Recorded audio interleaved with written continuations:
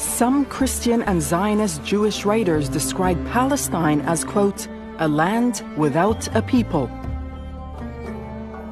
منذ قرنين وأكثر والحركة الصهيونية المسيحية غير اليهودية ابتدأت قبل الصهاينة اليهود بالادعاء أن فلسطين لا يوجد فيها أحد، شراذم بدو، شراذم فلاحين، لا يوجد شعب ولا يوجد حضارة، لا يوجد زراعة، والإزاء والأخبار أنه لا يوجد شيء في فلسطين يستحق الذكر.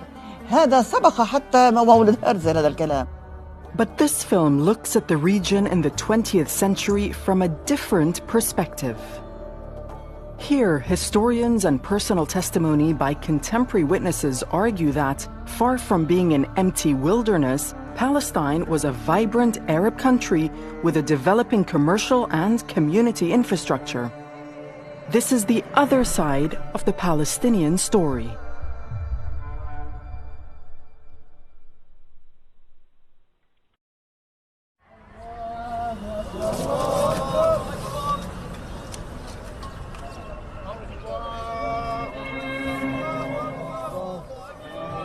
هنا القدس، صوت فلسطين من القدس.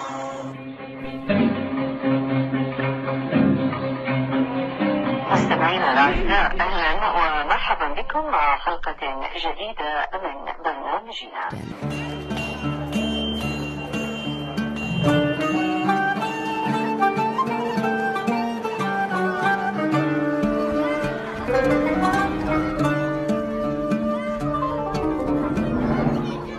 Palestinian society in 1920 was a society in transition. It was the period of globalization that had led in the last quarter of the 19th century to a degree of development, certainly in the cities, Jaffa, Haifa, and to some extent Jerusalem. Jerusalem was becoming an important commercial center, as were the ports of Gaza and Jaffa. They combined to turn Palestine into a trading hub with Europe, North Africa, and the Middle East. These old trading records in the Jerusalem archives are evidence of its business activity. Jerusalem exported soap to Egypt, Italy, and Greece through Gaza, grain to Egypt, Rhodes, and Dubrovnik through Jaffa, cotton to France and Izmir, and antiques and religious gifts to Istanbul, Italy, Portugal, and Spain. Gaza and Jaffa also imported rice and fabrics from Egypt, textiles from Istanbul, glassware from China, shawls from India, and lead from France and the Netherlands in Europe.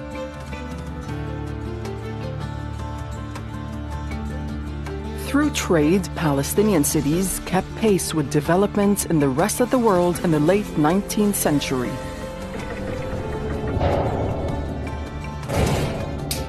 Palestine also developed a transport infrastructure and built a railway network to connect Jerusalem and other towns and cities with the ports on the Mediterranean.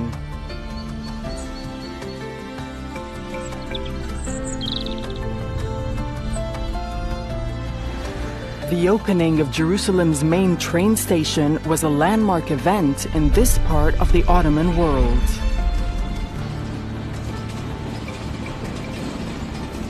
افتتاح محطة رئيسية للقطارات في فلسطين في مدينة القدس يجب أن نعود إلى الوراء إلى آخر القرن التاسع عشر، تحديداً 1892.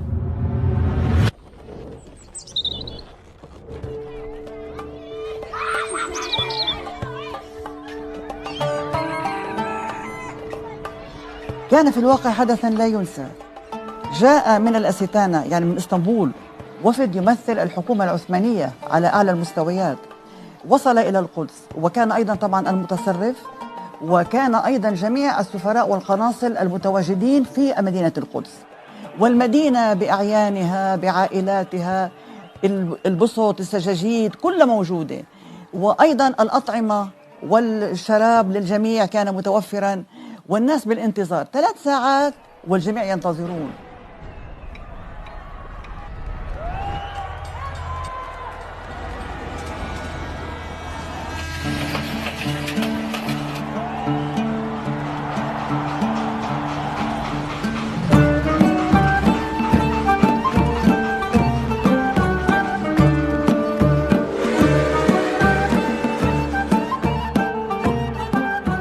طبعا ازدهرت فلسطين، يعني صار اتصل الساحل، اتصل بالمدينة بالداخل، وتعززت التجارة، وكل هذا أدى إلى ازدهار شامل بفلسطين.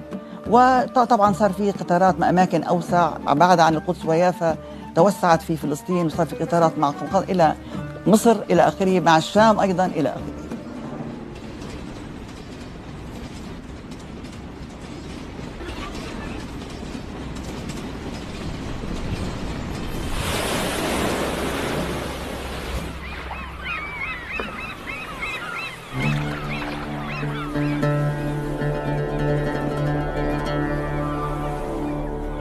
من النص الثاني للقرن التاسع عشر العثمانيين بقرروا يستثمروا في شبكة مواصلات كبيرة جدا تربط يافا في مناطق مختلفة من فلسطين، وبعدين النقل البحري بربط يافا في جزء من الدول العربية القريبة لإلنا زي لبنان ومصر، وفيما بعد كمان تدخل كمان سكة الحديد.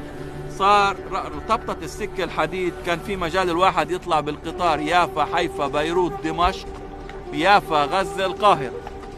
أنا سيدي مثلا كان يحب يسمع زجر، سيدي كان يجي على برج الساعة بيافا ياخد تاكسي هو واصحابه، ينزل بشارع الحمراء ببيروت.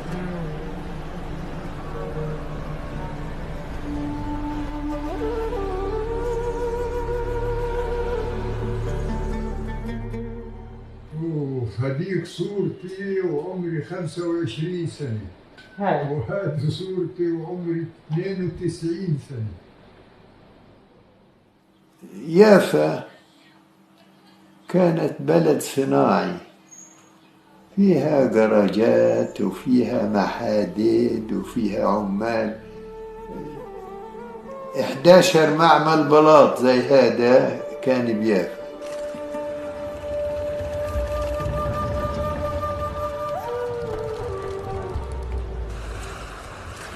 Jaffa was the main port of Ottoman Palestine, but it was rapidly overtaken by Haifa, which in 1905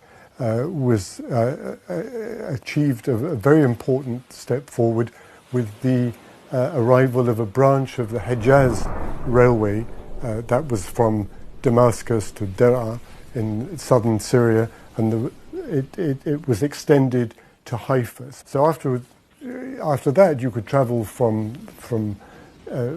by railway from Haifa to Damascus and to Medina in modern-day Saudi Arabia. And the significance of that was it linked up maritime routes in an age of European colonial expansion and industrial expansion to overland routes, and that was later used to connect to places as far away as Kirkuk in northern Iraq, which is obviously an oil producer to the wider world.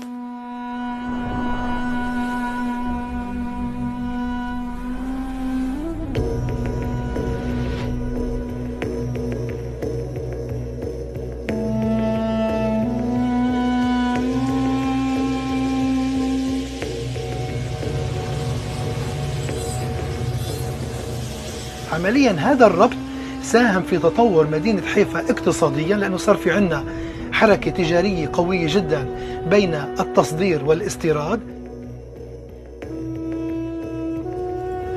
أصبح في عنا علاقة قوية جدا تربط القارات الثلاث بهذه المدينة، أفريقيا، آسيا وأوروبا.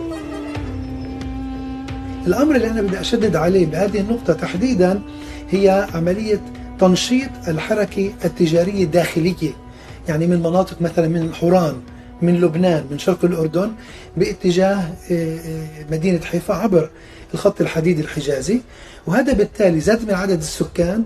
زيادة عدد السكان بتتطلب زيادة خدمات ومؤسسات سواء كانت اقتصادية أو ثقافية أو اجتماعية. Ottoman reforms encouraged if you like,